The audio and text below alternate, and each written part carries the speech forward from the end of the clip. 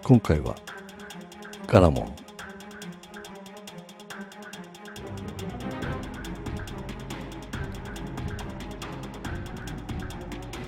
ビリケン商会のソフビ製のガレージキットです。で、この動画ではね、開封です。開封プラスアルファかな。で、箱絵はね、結構雰囲気があって好きですね。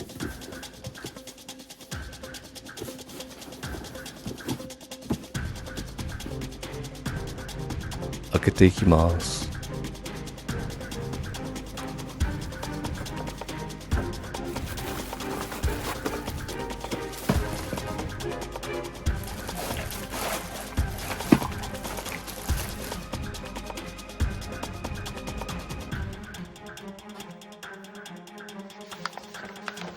説明書は、こんな感じで小さな文字でね、塗装のこととかしっかり書かれています。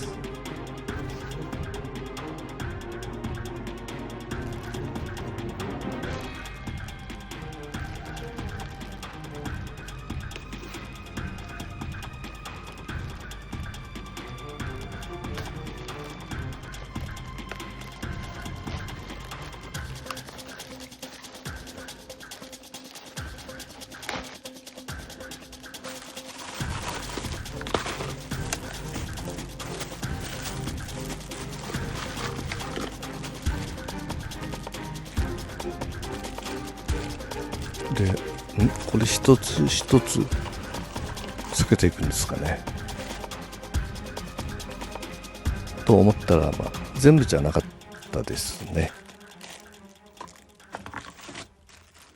で、間違いないように番号が打ってあります。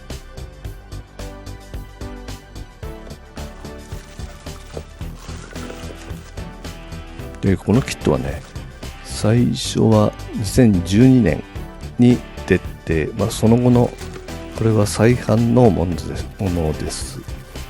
でね、僕がね、最初にビーケン商会さんのキットを知ったのは7、8年前かな。で、まだガレージキットは作ったこともなくて、プラモデルでさえね、子供の頃父親と作ったくらいで、というか見てたかな、作るので、なんとなくね興味が湧いて YouTube を検索して、その頃ねトニーさんのね動画をよく見て勉強しました。今もトニーさんはよく見ています。で、そんな感じでね、原点回帰な感じでこのガラモンに取り掛かろうと思います。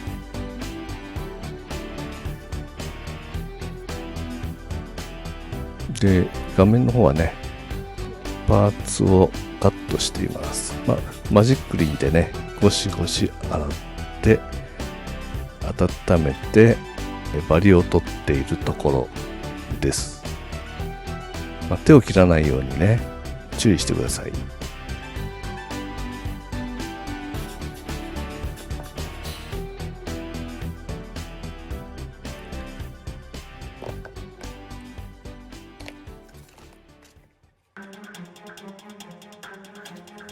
で、簡単ですが、今回はこんな感じで終わります。次回はね、組み立てて塗装していきます。ご視聴ありがとうございました。で、チャンネル登録もぜひお願いいたします。